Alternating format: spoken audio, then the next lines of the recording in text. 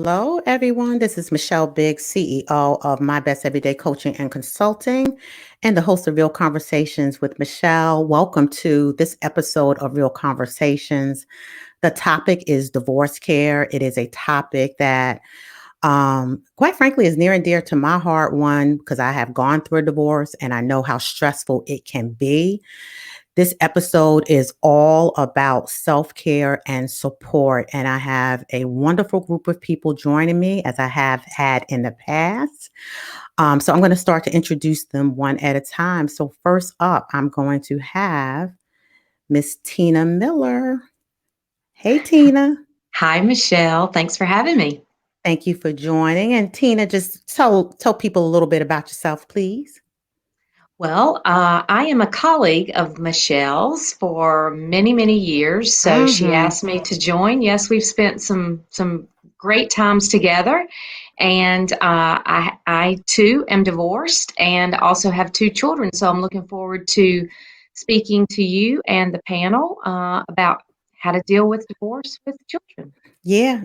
It's about self-care, and I think we all can learn from each other, right? Yeah. Which is why I wanted you on. Next, I Thank you. have Tamika Williams. Hello, Miss Tamika. Hello, good evening. How are you? I am good. So why don't you tell the viewers a little bit about yourself? So my name is Tamika Williams. I have known Michelle, I don't know how many years it has been. However, Mm-hmm. we met at Body of Christ Church. We are sorors, we are Mm-hmm. sisters in Christ. I am an educator. I am also divorced, been divorced for several years, and I have two beautiful daughters, Najia and Janai, and hopefully I will be able to contribute something to this conversation that is meaningful for someone. Thank you, Tamika. And I'm going to be asking Tamika some questions as an educator because you're dealing with kids that others may not know that is there, right? As kids come into the schools and dealing with this from home. So thank you, Tamika. Next, I have up Miss Liz Poole. Hey, Liz. Hey, Michelle, Hey, how are hey, you? hey. Thanks for I am having good. me. No, it was great. When I was thinking about support, I thought about you because you were my leader when I went through the divorce care support group. And I just remember, as trying a time as it was, you made the conversations, you made it comfortable for people to have the conversation. So I want you to talk about the divorce care ministry group, which is a nationwide group. So we'll get into that in a minute. But thank you, Liz. Absolutely. Anything more you want to tell about yourself at all? I mean, I've been divorced since 2015, Mm-hmm. and it was life changing for all the obvious things, and but divorce care has been instrumental in my own healing as well as those as others. So I'm excited about talking about that tonight. Thank you. Thank you. And I'm going to introduce our male who's going to hold it down for the men on this panel. Hey, Brian. Good evening. How are you? I'm good. And Brian and I also, we met at church as well. And Brian, tell people a little bit about yourself because you also have been involved in divorce care as well. Yes. Excuse me. Michelle and I met when I was teaching a ladies self-defense class at I knew Body you of would come Christ back. Church. That's how we met, and we can talk offline on how well she did. I did Um, very well. I did very well. Don't go there, Brian. okay, we can talk another time. Um, I've been looking over the questions today, and how long have you been divorced? It just dawned on me. I have been divorced about as long as I was married. So I've been divorced about 18 years, and I was married for about 18 years. Yeah. So And you that's for sure. and you remarried. So Yes. I good. remarried. I was advised that it will be 6 years in July. Good for her. Thank you, Brian, for joining. And next I have my sister Greek, my professional therapist, clinical psychologist, better known as Dr. Nick, joining this panel. Hey, Dr. Nick. Hello, Michelle. Good evening, everyone. I'm super glad to be here. Yeah, yeah. And tell people about your involvement in terms of therapy, how long you've been involved in as a therapist, and we'll get into your questions later on. But tell us a little bit Absolutely. more about yourself. Hmm. Absolutely. So I am a clinical psychologist by training and profession, and I've been doing this line of work for 24 years now. 24 years this year. I am divorced. I've been divorced. I thank God I'm at a place now where I have to literally count. I have to like think. It's not so fresh that I remember. Yeah, So I got divorced in 2010. So however many years that is. yeah, yeah, Right. And I say that in jest, but seriously, because I remember when it was so fresh. The thought was fresh, the pain was fresh, and every day felt like Groundhog's Day. So I thank God I'm not in that place anymore. yeah. And I don't know if I told people I've been divorced since 2017. And I remember that space well. And I know my life coaching business was birthed right after. Actually, I had my divorce was November 2nd, November 3rd. I got my life coaching certification. Um, but for me, it was an epiphany in terms of just and confirmation about the type of work that I wanted to engage in, which was helping people. And I've always been in this helping space anyway, but it was confirmation for me that this is what I need to be doing, which is the life coaching, also do career coaching. But yeah, so all of us guys on the panel have been through it. So we can share some things about self. Now this is about self-care. We ain't gonna talk about the things that got us to divorce, right? That's a whole nother episode. But we're really this episode is about divorce care. So divorce care support and self-care. So that said, let's go ahead and jump right into the question. So you guys talked about how long you've been divorced. On a scale of one to five, how well do you feel like you really took care of yourself during and after your divorce? Who wants to go first? Go ahead, Tina. Michelle, I'll be glad to go. And I didn't say how long I had been divorced. I actually had to pull my divorce papers out before the session, honest to Yeah. goodness. And we separated in 2009 and divorced in 2012. Hmm. So we were separated for quite some time. And so I would say, that during period, I was about a two, low on self care. Hmm. Really not. I mean, I lost a ton of weight, as probably many of you experience when you're not feeling well. Some people don't eat, and some people eat a lot. I was one of the don't eat, and just kind of felt sorry for myself. So I'd say during the divorce, it was a two. I'd say after it moved up to about a four. I'm Hmm. not sure that I ever feel good enough to say I'd be a five, top of the scale, if that's your scale. I Yeah, probably should one to have five. clarified the Yeah, yeah, scale. yeah. One to Um, five. Yeah. but yeah, it's probably somewhere around a four because I think you get more comfortable with the situation, with where you are in acceptance. And so, yeah, I'd say I was two during and four after. Yeah. Yeah. Anybody else care to share? Where were you? Go ahead, Nick. I'll Dr. Nick. Hmm. I'll I'll say that I agree with Tina. I think I was a two, but let me caveat that. I think there were moments when I was a one. I Hmm. think there were Mm. some times when I really was not able to pull it together. And so Hmm. I know when we get to some, later on in our discussion, we're gonna just sort of talk about um, how you recognize that. And I think the important thing to know is that sometimes you don't. Sometimes you can't recognize. Yeah. So I think for me, I was at my very lowest, I was a one. And I think that it vacillated, right? I think there were times when I was a two. I was never a five going through it. I was never a five, probably never a four. And I think after I was not a five in terms of taking care of myself really well and pre-divorce functioning. until probably 2 years post-divorce. It took Mm-hmm. a long time to rebound Mm-hmm. Mm-hmm. mentally and emotionally and psychologically. So Yeah. Thanks for your honesty, and especially coming from a therapist. That I think that means a whole lot too. Just to people understand it's hard. I mean, if I'm honest, even about myself, I was like you, Nicole. I was a one initially, and got married later in life, right? And who gets married to get divorced? I mean, I wasn't thinking, I wasn't in that headspace, right? But I think about how I went through it and how it all happened. Definitely was a one and two, and I was in that anger space for a long. I was pissed off. Look, I ain't gonna lie, I was in that space, right?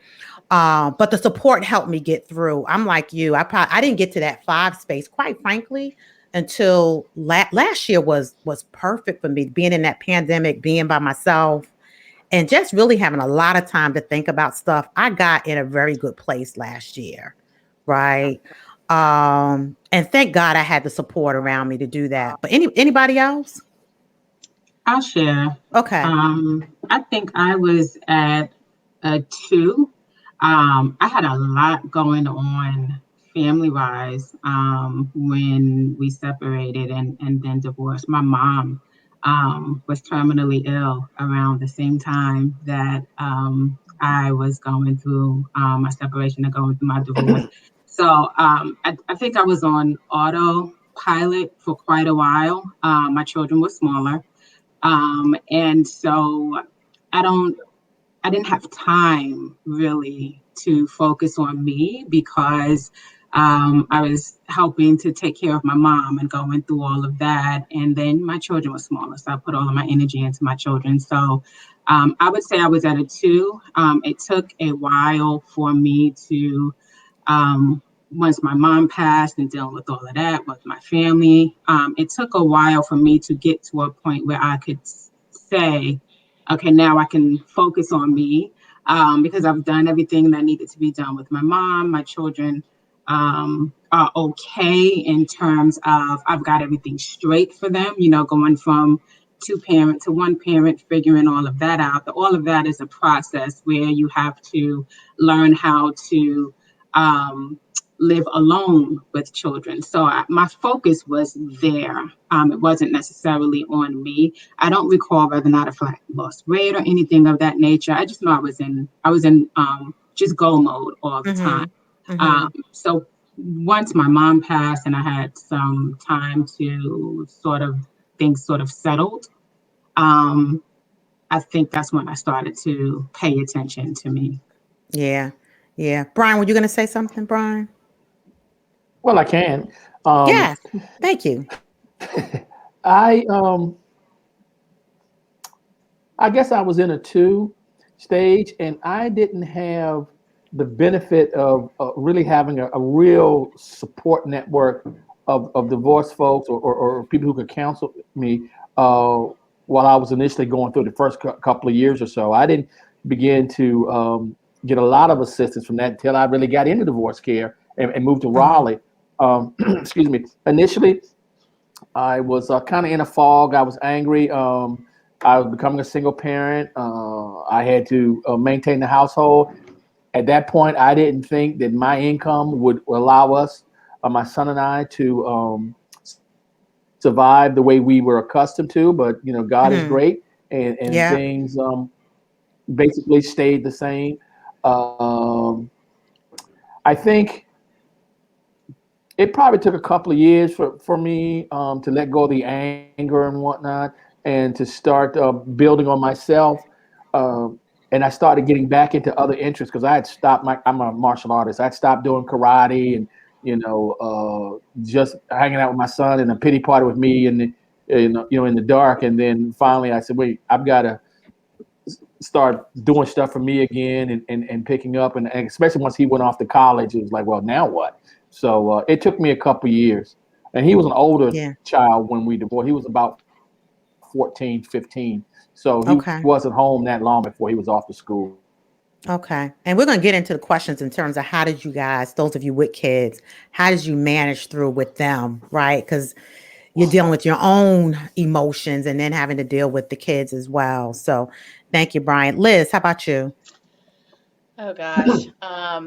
I was, you know, I took care of patients before I was clinical and as a nurse, and so I'm a fixer by nature. And when this sort of hit me out of nowhere, I felt very blindsided, and it sort of came out of nowhere, seemingly at first. Mm-hmm. And I just remember thinking I was probably a one, a two. I went through divorce care 3 times, just because I wanted to keep coming to somewhere on Monday nights. Mm-hmm. And the first 13 weeks, I cried every single time. Mm-hmm. So I just did not know. First, so the self care for me was I just didn't know how to turn it around and help myself like I would for somebody else. And that was hard. It's still kind of hard for me to do. Yeah. But it's a necessary thing for for all of us to do too. Yeah. It's funny you say that because I think about myself and to the point for some of you, actually all of you are helpers. I think we're all in some kind of helping field, right? Um, I was so into helping others that for me, it was hard for me to seek out help for myself. It was like I didn't really want people to know or feel like I was being weak, right? Mm-hmm. And I think that's one of the mental things that we go through. Some of us go through in it is not wanting to feel like you're weak. So let's talk a little bit about what was the most difficult part for you while you were going through your separation divorce. And again, not to get into the details about it, but just from an emotional standpoint, mental standpoint, spiritual standpoint, whatever that was, what was it for you I that was, go ahead. so I think for me it was just not. I was so used to having him in the house, Right. and so it was just this immediate loneliness, Mm-hmm. even though there were times that I was upset and angry and all the things, right? Mm-hmm. I just remember that at that, I thought it's so like the silence was deafening, Mm-hmm. and we didn't have kids, but it was awful. Yeah. Yeah. Thank you, Liz. Anyone else care to share? Yes, I was feeling like I was out of control. And when I say out Mm. of control, not out of control, I was just doing reckless things, but I didn't have control of the situation.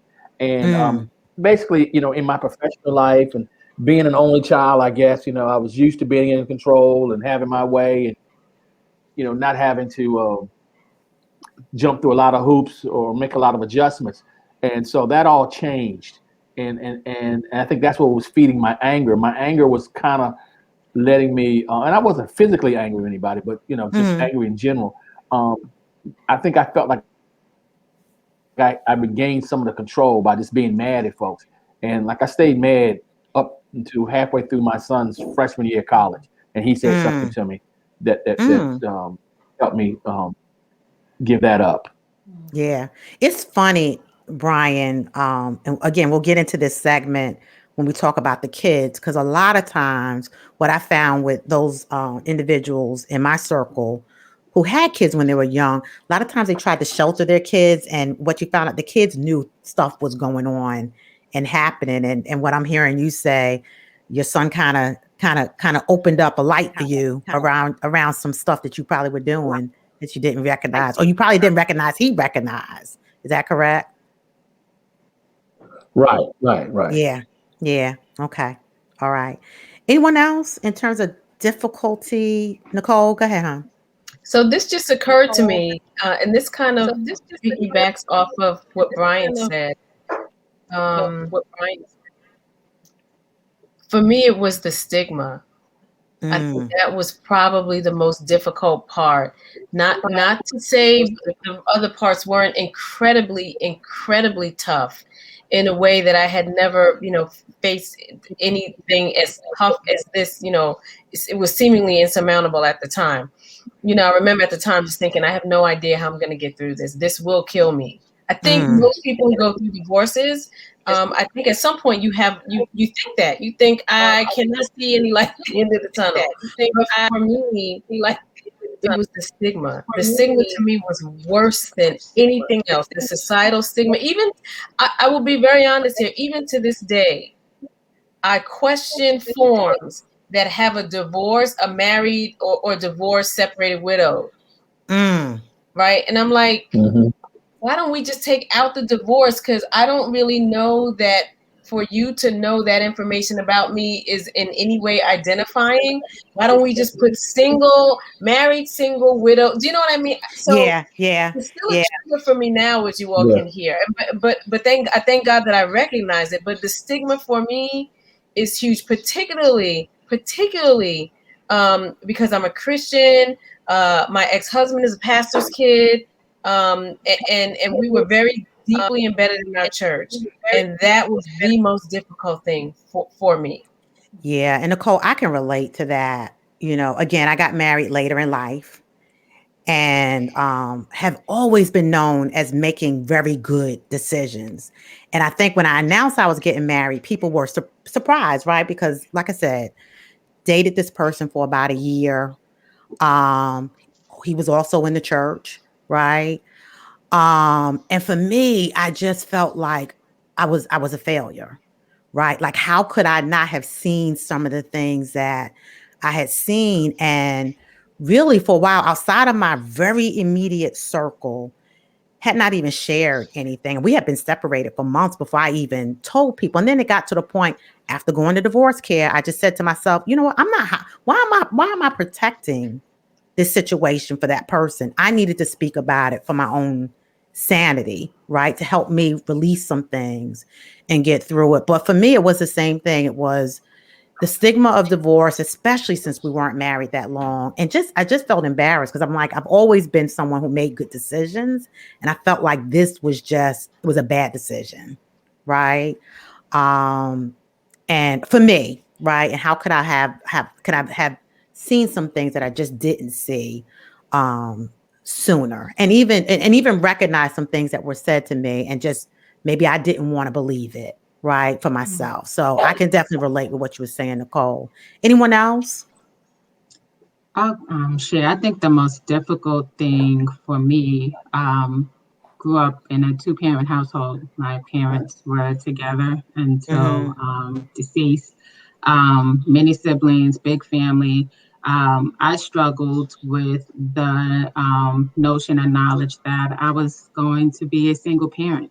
Mm. My children were not going to be raised in a two-parent household, the same as I was. So I was concerned about and their experience, concerned about raising them, concerned about how I was going to make things work by myself. So that was the biggest struggle for me. There were many times when I didn't know how I was going to make things work. But God always works things out and knows what the answers are. Amen.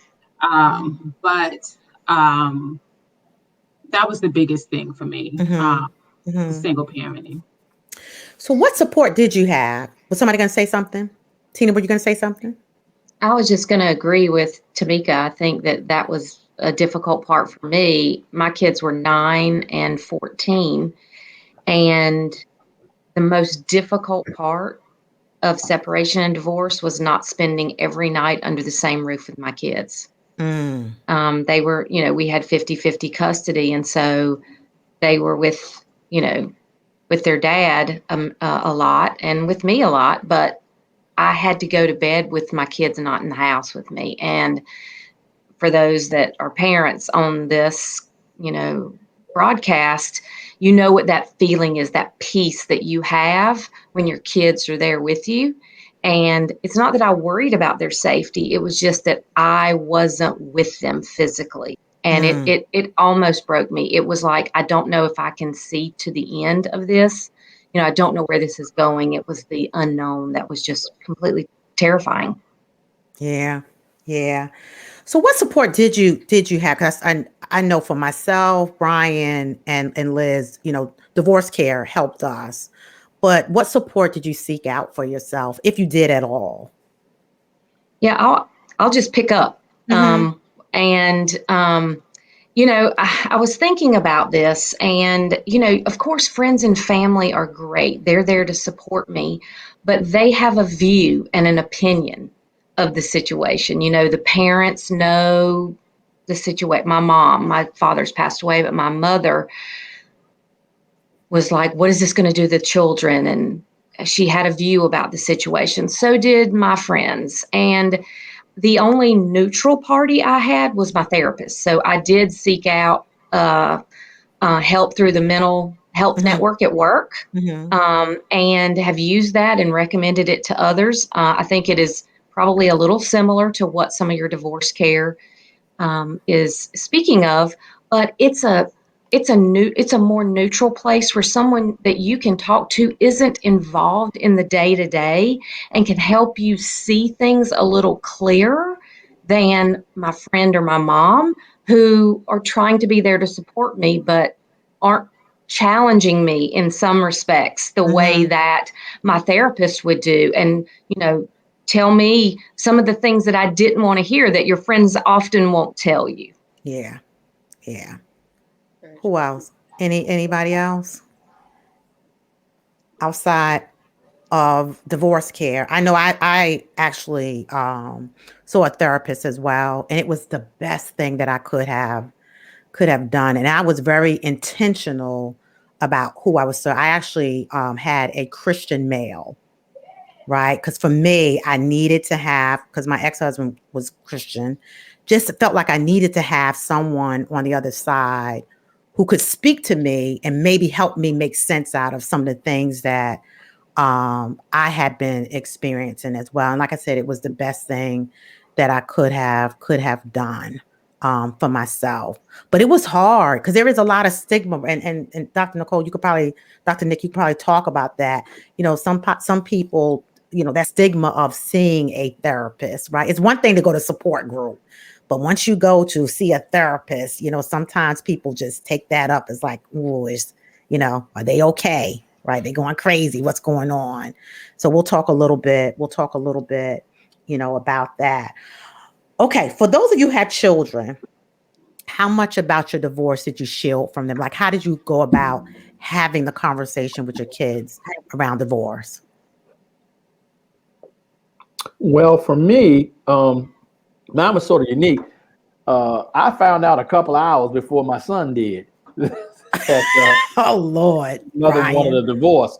So the shock was still on me, and she wanted us to tell him that evening. Uh, and to this day, something that he mentions to me, when we talk about this, which was really perplexing and confusing to him, is he never saw us argue. He never saw us, Mm, like loud talking to each other. We're not cursors anyway, but we never cursing, no fighting, nothing like that. We would go to separate rooms, and being an only child, like, okay, privacy, I love that, which is now was the hmm. wrong thing to do. I realized Right. that. But at the time, I said, okay, she doesn't want to talk. I don't want to talk. And then we'll just go that ways. Well, that gave a false sense of security to our son.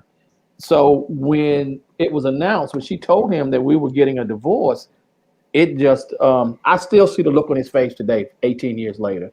And it's one of the Mm, biggest regrets that I have. But so it was kind of hard initially uh, hmm. for him. But and we did recommend therapy for him, which he refused to participate in, and I think he still has residual effects from the Hmm. divorce today, 18 years later. He's Hmm. 33 now, and he's still, Yeah. a little chippy. Yeah.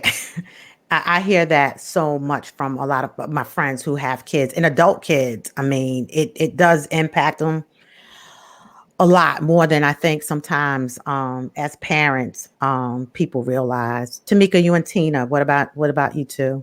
Tamika. Um, it's been a few years now, and I have made my peace with that. So sometimes bits and pieces of it is hard for me to remember. Mhm. Mhm. But And my girls were younger at the time. My youngest daughter was about 4 going on 5 at the time. And my oldest daughter was between second and third grade. And so they knew that we were splitting. We did not tell them together. That sort of wasn't the dynamics of things at the time.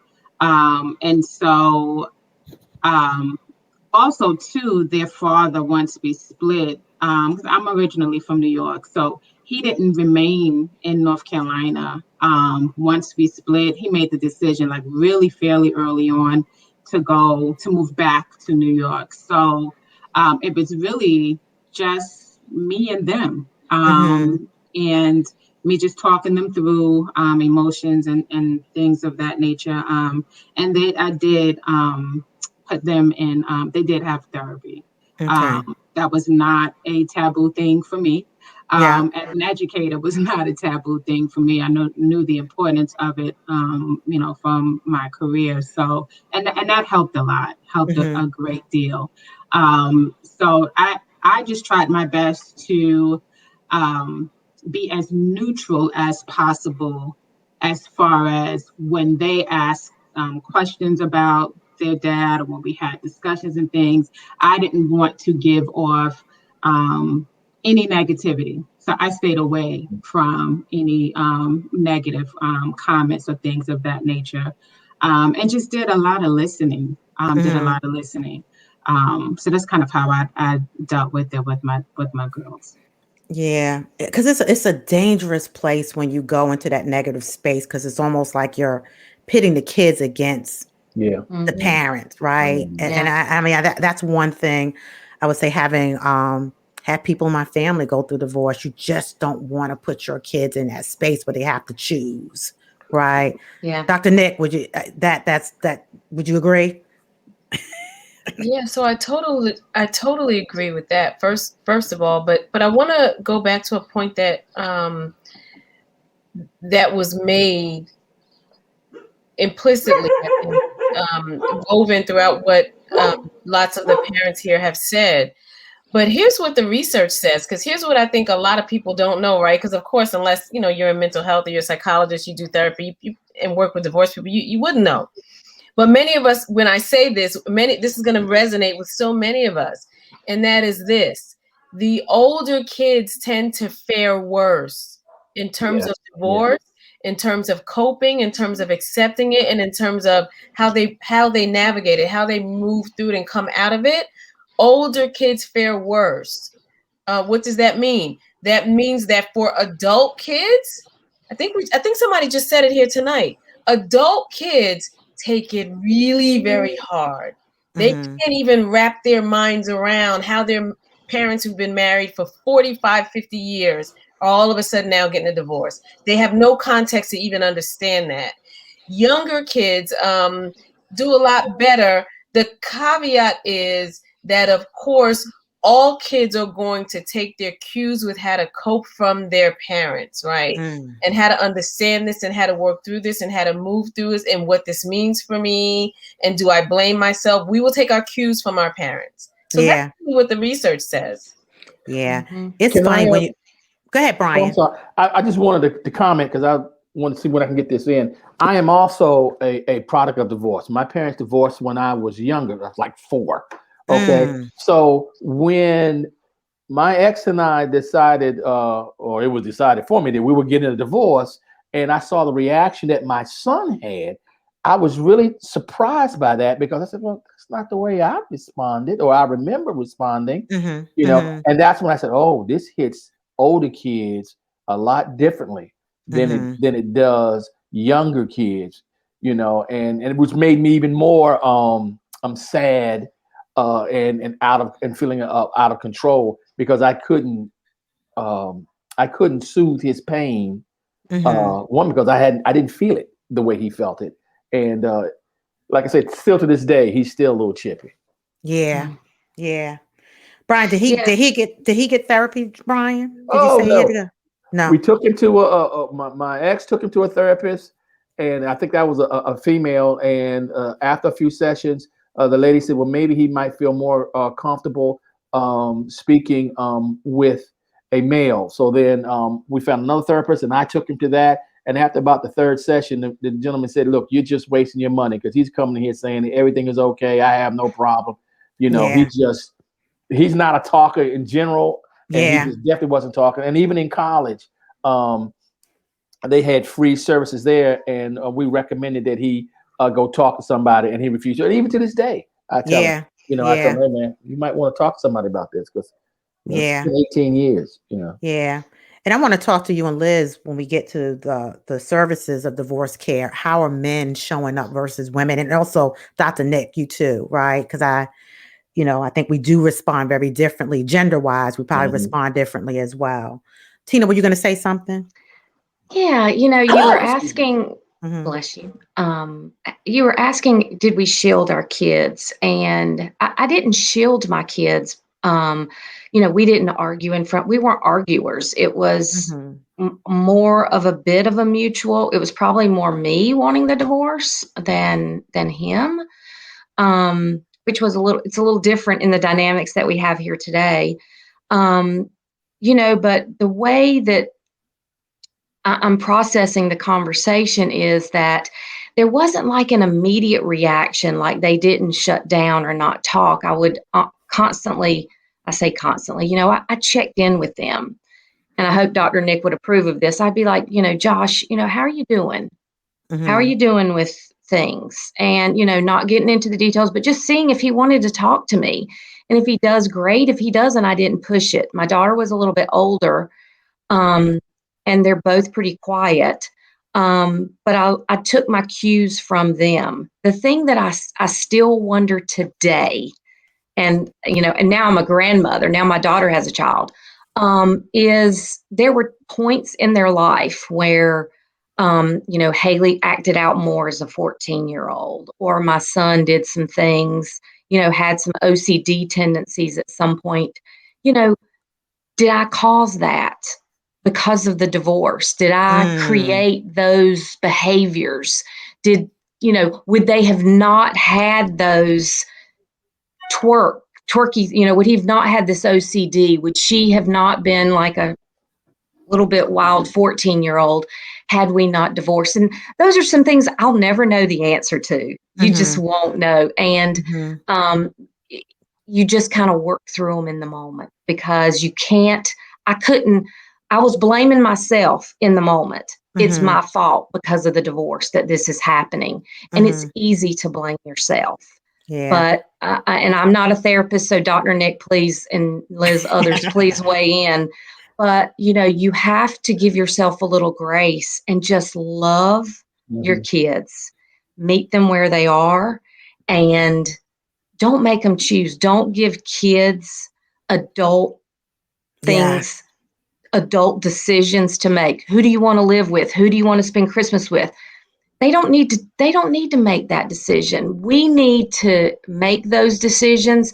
And if they want to do something else, I went with the flow, so it was okay, whatever they wanted to do, because there's not a wrong answer here. As long as that I still love you, I'm still here for you. And so is your dad, because I honestly have a great relationship with my ex-husband. And I think we figured out how to co-parent better. Was it beautiful in the beginning? No. Did I want to show up at a soccer game and be mad because he had a girl there? Yeah. I thought I was going to show my butt one day. But you dial that back eventually, but let yourself feel those feelings. And so I know I just jumped all over the place. No, but it was good, and a good it's the lead feeling. in. Yeah, good lead in. And Dr. Nick, go ahead and jump in and respond to the children piece. I know that was part of the stuff. So what do you say? Hearing some of the feedback, what do you say? So I say that Tina said it all. I say give yourself grace. Listen, it's hard in the moment to think of all these wonderful pearls of wisdom that we now have. We have these pearls looking back retrospectively, right? Looking back on the situation, having survived the situation. But it is very difficult when you're going through these things. It is very hard for either parent to not want to denigrate, disrespect, badmouth the other. You have to be very present in the moment and have the presence of mind to know that's probably not a good thing in the long right in the long run if I continue to do that. So no, I agree with everything that Tina said. I think you have to give yourself grace. I think you have to be easy at times. And it sounds like, Tina, when you would have a moment when you maybe saw your ex-husband and he had someone with him, was in a situation, you had a moment, but then at some point you said to yourself, yeah, you know what? We're not married anymore. And that's what not married people do. They date, they move on. Right? And so I think at some point, reason comes to you. I think, unfortunately, for many of us, the emotions are so overwhelming and raw. That's what we see. And I personally and professionally think that's why divorce and people going through divorce get really a bad rap, because you see people who otherwise are reasonable, rational. We've seen good Christians. And it's like you lose your mind. Yeah. Because when you're nothing but raw emotions, you're a 1.5-year-old. You are raw emotions. Right? There's no. I mean, Liz, I want to hear Liz's thoughts. I'm eager to hear what Liz has to say, but that's just sort of how I conceptualize it. Yeah, yeah. Liz, let's go into divorce care. Why don't you talk a little bit about what divorce care is and the topics they cover? Because I tell you, I think I had my epiphany. I remember the session like it was yesterday, where for me, I remember walking out that session and calling my lawyer the next day and filing for the divorce. I mean, it was just one of those things where I just knew, okay, I'm good, right? So let's talk about divorce care. Liz, you're on mute. Hold on, let me see if I can take you off of mute. Yes. Sorry about that. That's I okay. forgot. I had a little dog issue in the background. That's okay. Mine are quiet right now, so go ahead. Mine are quiet for the moment. Uh-huh. So divorce care is a 13-week class with a video component, followed by a small group session that meets once a week for 13 weeks, and it is. I just well, let me just tell you that somebody told me about it, and the first night I walked in, and I was so nauseated. I thought I was walking into like an AA for divorced people or something. I mean, it was just terrible. I thought I don't belong here. This is all his fault. I clearly had nothing to do with this. Um, but I realized after going through the 13 weeks, and we talked, we have, we deal with, there's a week on anger, there's a week on loneliness, there's a session on nothing but grief and depression, which many people, feel right away. That's something that they feel right away. Um, we talk about like the financial parts and the legal things that are just a necessity and things like this, whether you have children or not. Um, there's, the first thing we start with is called it's called deep hurt, because you're in a spot. Most people that walk through the door are just, whether they've been the ones to initiate the divorce or they're the ones that are, were asked for the divorce. People come in typically broken right away. Even the ones, I have a session that just ended not long ago, and I had a girl that had been divorced for several years, and all these things came back because she hadn't dealt with those things when she went through it 10 years ago. So, um, very, very important for self-care, so that you're not just stuffing it down, as I'm sure Dr. Nick would, also, um, it's just very unhealthy. So one of the biggest topics that we have, that's one of my favorite weeks, is on forgiveness. And I think, we are taught scripturally to forgive. and as Jesus forgave us. But I got to tell you, I was not, I wasn't real keen on that week. No, I was not. And I said, I don't need to talk about that. I don't need to talk about, being single again and new relationships. But, but I'll, but forgiveness was a whole lot more, um, or a whole lot less about me forgiving him, as much as I needed to like forgive myself for the part that I brought. Yeah. And that's what that for me, that was the anchor part of divorce care, is that we all bring stuff to the table, right? Yeah. Yeah. um, and you may have somebody who's being a whole lot more obvious and things like that, but everybody brings something. And so this course is put together in such a way that it's actually teaching you how to maintain healthy boundaries with your ex.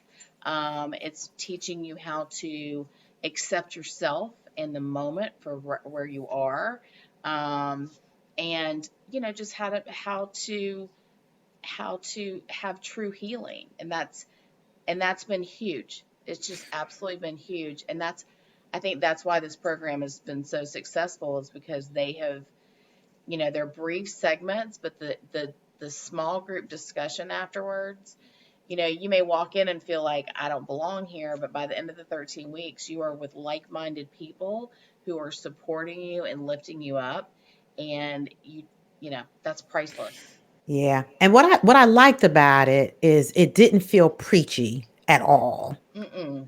I mean, you really, I mean, like you said, it almost felt like an AA for divorce care because that's how I felt when I walked in, Right, right? I'm right. like, I'm not talking, I'm gonna let everybody else talk. Um, but I remember, and like you said, just all the topics in terms of just preparing you for where you're going so you can make that decision. And I remember the one session that talked about reconciliation. I remember that one. And, if you or the other person is not in a spot, if there's somebody else who's in the picture, and I remember that one, if there's someone else who's in the picture, you are not ready to reconcile, Mm-hmm. right? Right.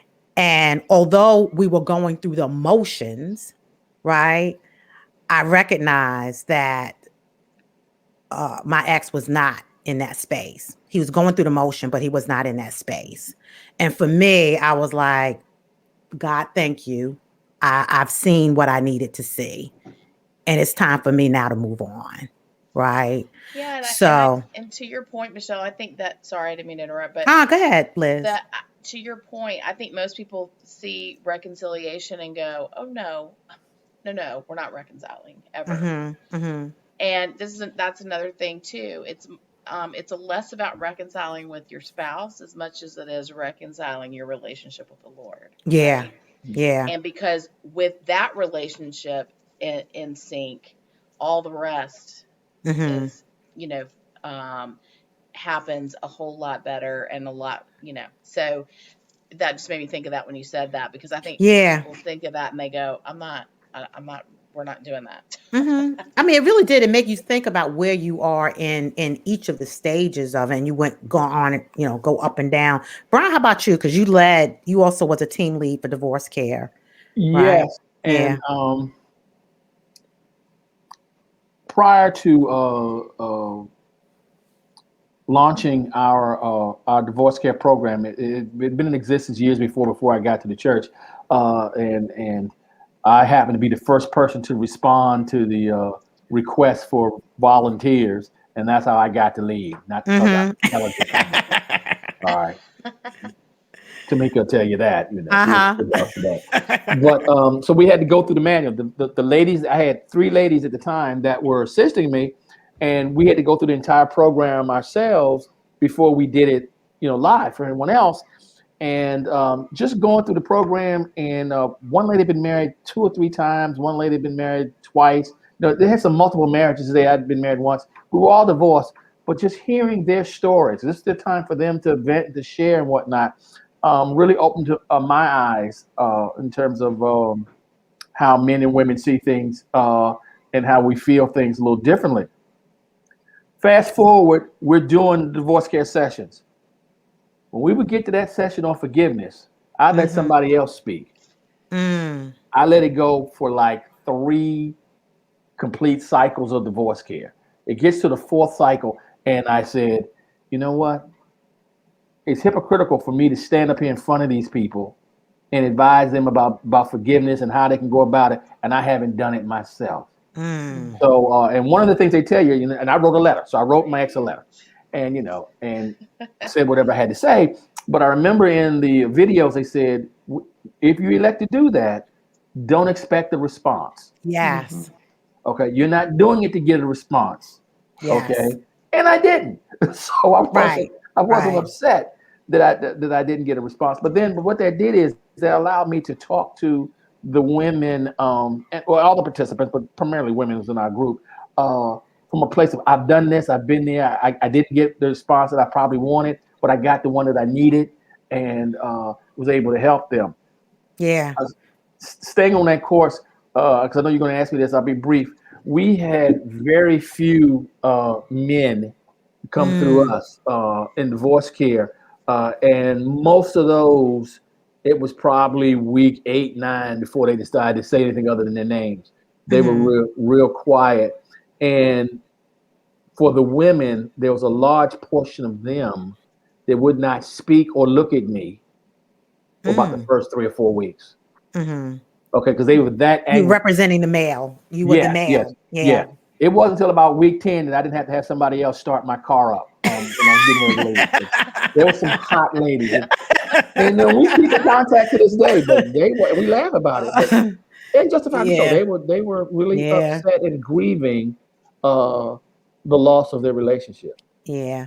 What's funny about it, what I liked about divorce care is really, and I was telling Liz this when we got in, I remember her, and like I said, it's been about 4 years now, but I remember just the safety of being in a place where there are people who are going through the same thing. There were times we cried together, we laughed, Mhm. and this is about 10 people in the group, right? Liz, I think I remember the session I went to, we did have quite a few men in my Yes, session. I remember that. we But did. what do you see in terms of males, how they're responding? And then Dr. Nick, I'd love for you to talk about just how do we help males, what advice would you give to males, right? Going through this, being a therapist, and you work with men and women, you work with them on all kinds of things. So go ahead, Liz. So I think so. It's been interesting because it was, women seem to be um, the I need to figure out what's going on and what's, how to, and the men, not that they don't do that, but um, they just come in completely different. And like Brian said, they're very quiet initially. Um, but if they start talking, it is like, I mean, it's so therapeutic for everybody in the room Mhm. because it gives that other side. And this past group and the group before that, we've had the most men at Crossroads I've ever had. Mm-hmm. And I've been doing this a long time. And they have bonded. They have become their own support group too outside of our class, which is fantastic. But they all have a very different perspective, um, from somebody who's responsible for why they got divorced to somebody who, um, you know, had something happen to them, and it just like Brian, like more like Brian said, just Mm-hmm. she up and Mm-hmm. told him this is what we're doing, and that's it. Yeah. But they're very, I will say that they have a lot more feelings on the subject than they will admit uh, up front, whereas women are very vocal about feelings because we're emotional beings. Mm-hmm. But if you can get men to connect that way, which we have, um, it's so great to see that side, because Hmm. it just softens them and puts them in a whole different perspective, which is not only good for them, but it's really good for the women in the group to Hey, see. can Yeah. I just add one last little piece talking about Yeah. that, if I may? I found that one of the things that I think is great is when you have uh, divorce care leadership of both male and female Yeah. representation there. And I think, I usually had 2 to 3 ladies that were working with me on the program. I think when the men saw me in there, they sort of felt a little bit at ease and they could come on Agreed. in. And once the ladies got over the fact that I was there, then they solicited my perspective on. They asked me like, my husband did this, this, and this. Why do a man do this, this, this, and this? And obviously I can't speak for the man, but I can say, well, have you considered, A, B, C, and D? And they said, oh, and not trying to validate the guy or prove him to be right or wrong, but just to try to get some insight on why I guess men in general and him in particular would respond a certain way. And then once the other men in the class, and Liz, you can probably echo this, is once the other men in the class got involved, it really made for some great discussions between the female divorcees and the male divorcees, and Yeah. what each one was going through and why. Yeah. And you may, as you were talking about that, it's funny because, like I said, in my head, and Tina, I think we find this even in HR, right? Who comes to HR to talk about certain things and who don't, right? Mhm. Typically. But Dr. Nick, your views. I mean, how would you what feedback or advice would you give to males who are going through and needing that support? So I think probably the only different thing that I would say to a man than what I would say to a woman is I would say to the man to allow himself to be vulnerable and Mm, to allow himself really to feel what he's feeling. And the reason I would say that is because we've heard it, we've spoken a little bit here about how men and women process things differently and feel things differently. And we talked even about how just what the societal expectations are and how we raise boys to become men, and we don't raise them to feel. In fact, we raise them to do the opposite. We raise them sort of to, to not to cry. Um, mhm, and I'm so grateful that that is changing now. I'm so grateful now that we have a generation of younger parents who are raising young men and young women and socializing them that feelings are okay and not being okay is okay, and it's okay to say when you're not okay. And so I think this generation coming up is a lot more savvy to therapy, to counseling, and to speaking about very openly, which is why we see so much of it on social media. Hmm. Speaking about so openly what is going on for them, how they're feeling, and what they're thinking. What's going on inside.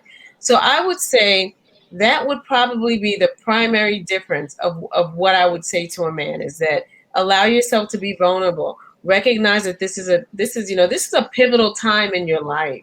It's a time of change and it's a time of transition. What it doesn't have to be on the other side is this great big negative thing. There are many people who went through divorce and they went through this horrific experience and they had a really tough time with it. But on the other side, they said, you know what? And I'm one of those people. You know what? I learned so much about myself. I learned how strong I was.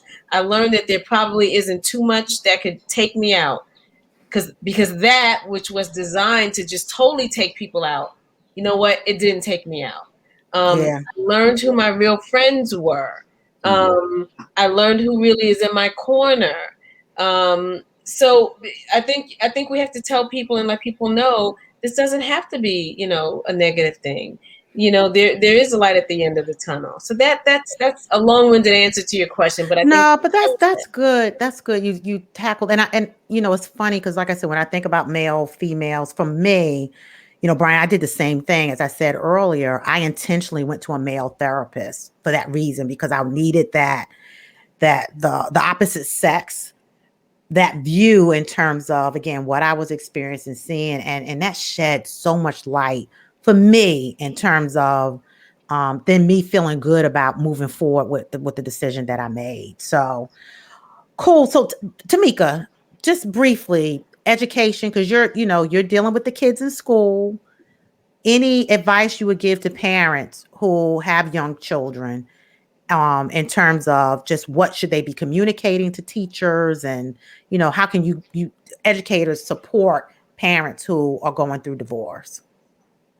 Well, first and foremost, even not dealing with divorce or the subject of divorce, children tell their teachers everything under the sun.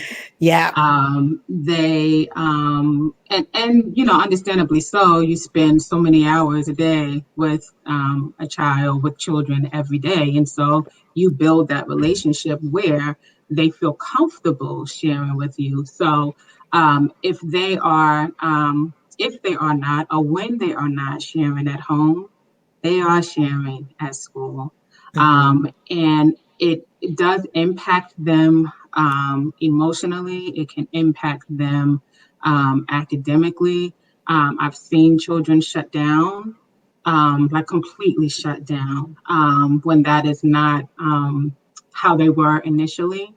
So it's really important to and not that you go to your child's teacher and just, share everything that's going on with your personal life. But it's important for teachers to know outside of school things that are going on that can impact the child in the school, because then when things happen or when you see behaviors that you're not used to seeing, or things change, you have some context, and as a teacher how to engage with the child instead of trying or attempting to figure things out in the dark without really knowing. So it's Hmm. really important, not all of the minute details, not that teachers need to know that, but they do need to know, hey, if you see my child, some things shifting, or you're noticing some things that you don't normally see, this is what's going on outside of school. So please, be mindful of that when you're engaging with my child. Reach out to me. And it's okay. There are counselors in school. Yeah. And the counselors in school are there to provide that support for students. So talk with the counselor, so that everyone who is a support to your child at school is aware, and then they can provide them as much support as possible, so that when they are at school, things are as comfortable for them, and a space where they feel as safe as possible. Thank you for that. I wanted to have that piece covered. So I'm glad to have you on as an educator who have dealt with it.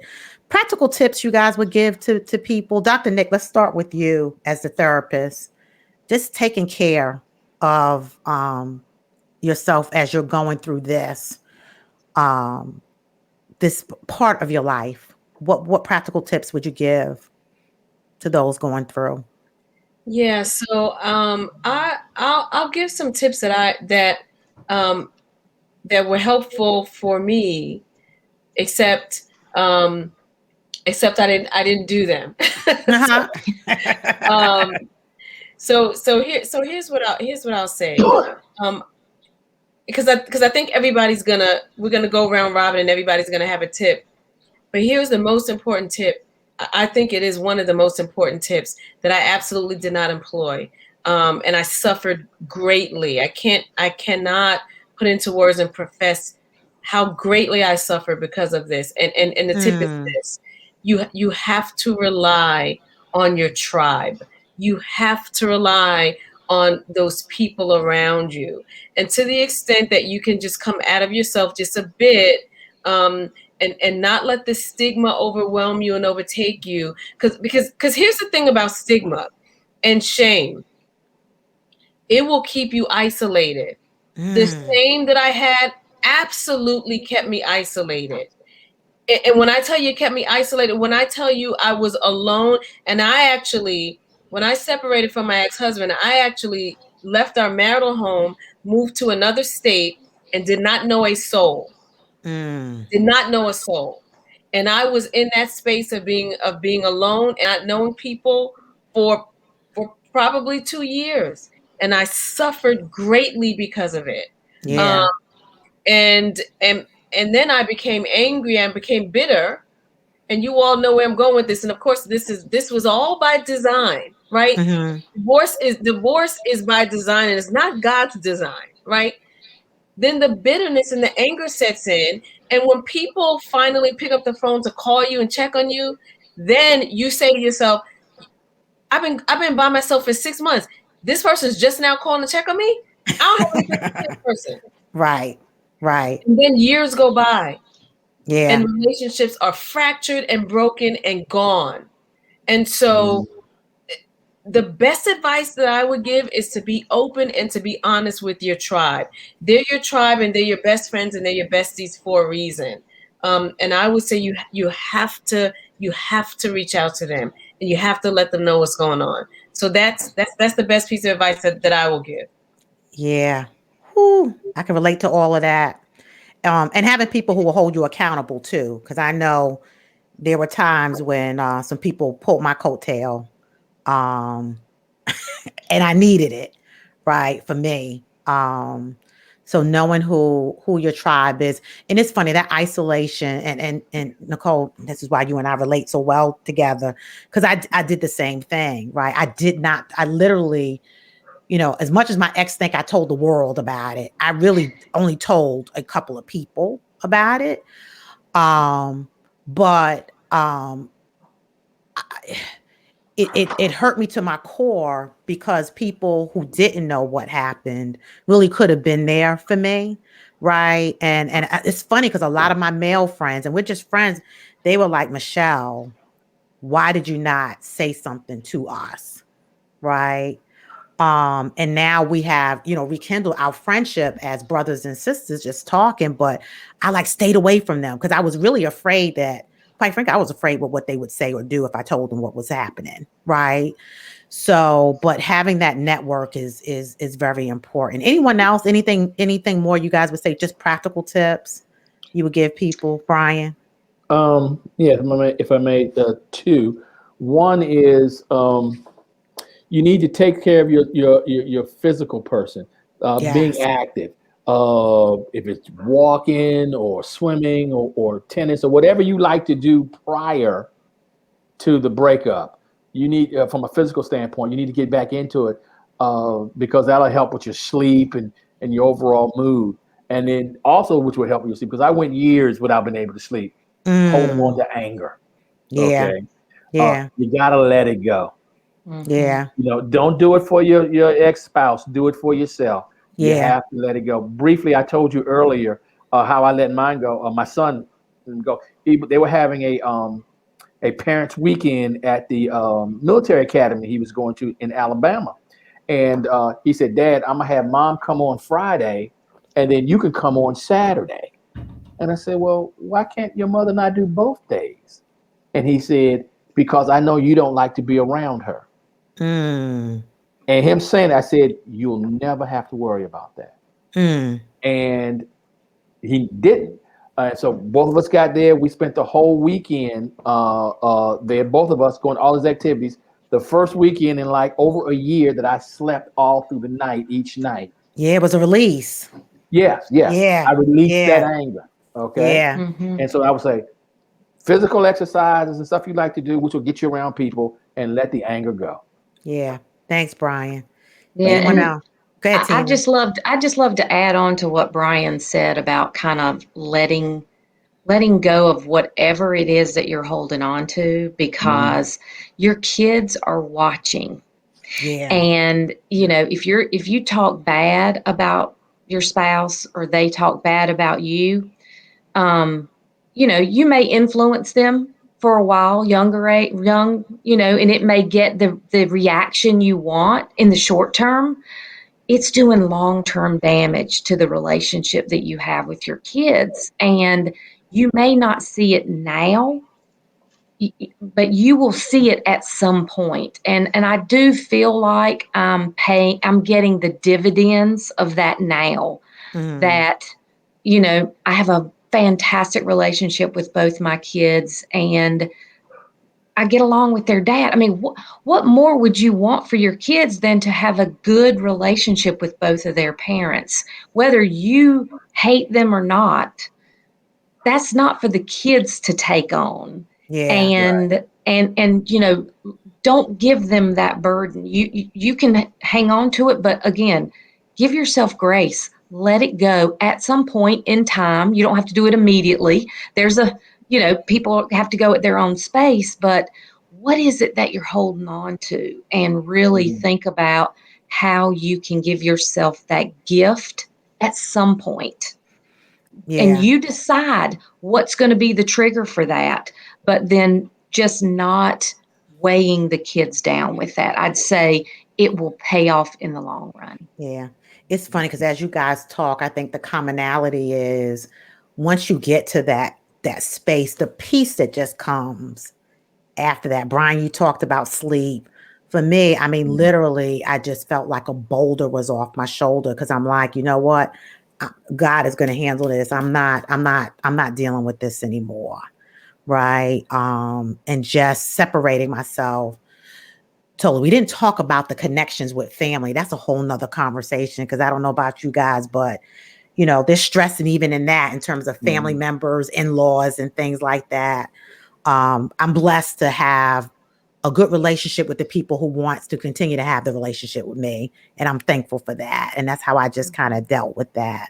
But Liz, any parting words for you in terms of Yeah, practical I tips? would just say that it's so important to try and plug into a divorce care or or even a great therapist like Dr. Nick. Um, Brian talked about physical health, but your mental stability going through something like this is huge. Yeah. Um, and we have a saying over that has just resonated the last few years, and it's let go and let God, right? Just Yeah. 100% let go. Yeah. And just if you think that, I would just say for people that are out there that are saying, well, I'm not a talker. If I go, I'm not going to talk, or guys that say, well, that's just not for me. I would beg to differ. There's something in it for everyone, and you may not be a talker, but I guarantee you that you'll pull some nuggets from that Yeah. that will help you along the way for sure. Yeah. Tamika, how about you? I would echo many of the things that have already been said. I think it's really important. Just thinking about my journey as a mom, single mom, to pour into yourself. Pour into yourself.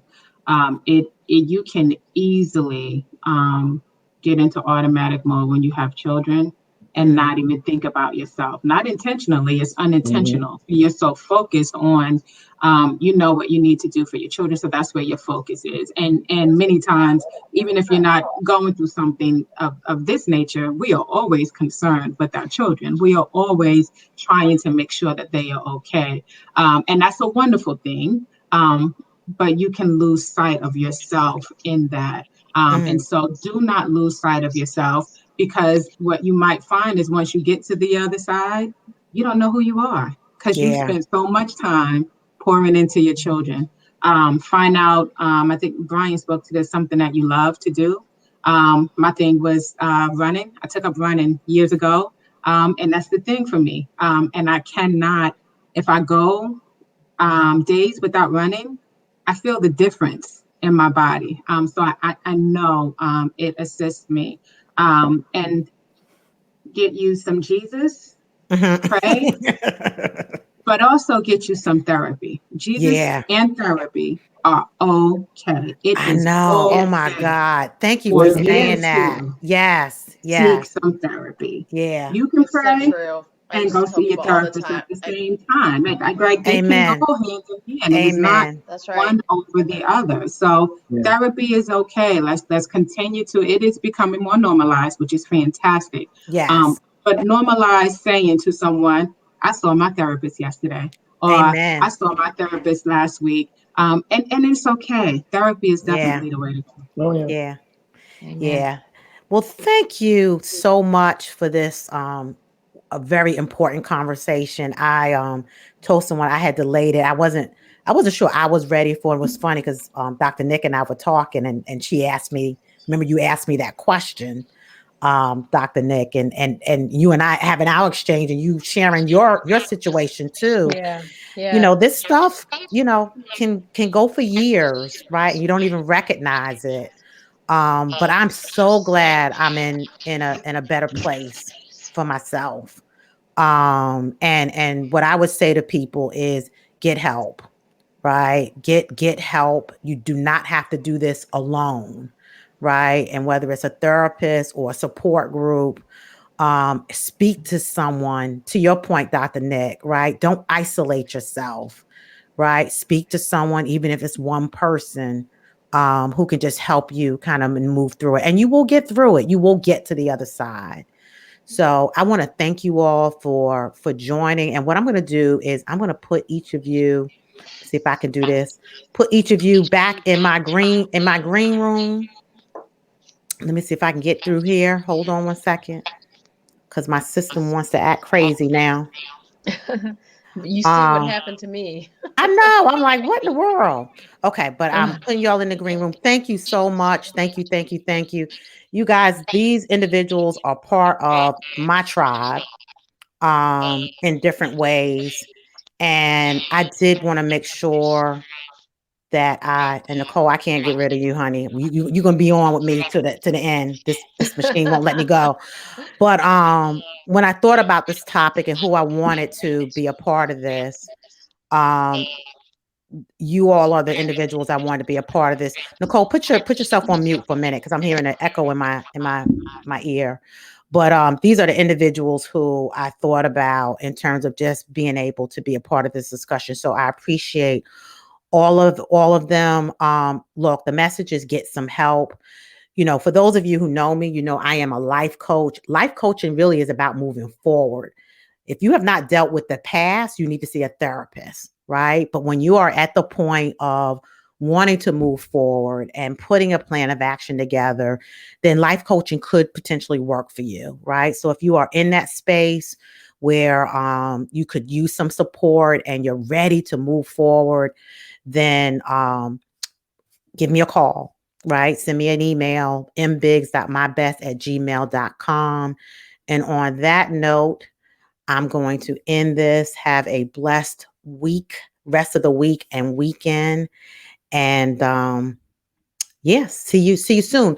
June, my topic will be men's mental health. So I'm really looking forward to that topic. Have an excellent lineup for that topic as well. So have a blessed evening, everyone.